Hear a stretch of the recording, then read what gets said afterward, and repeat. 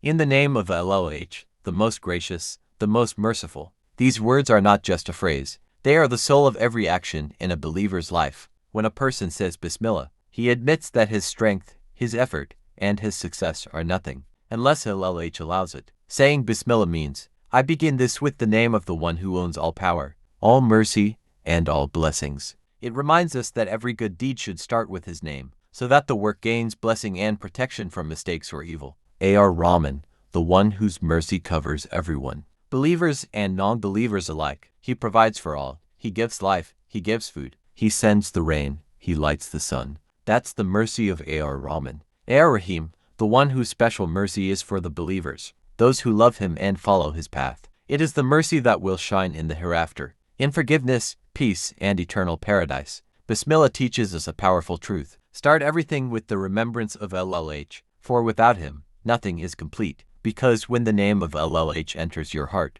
there is no place left for fear or failure.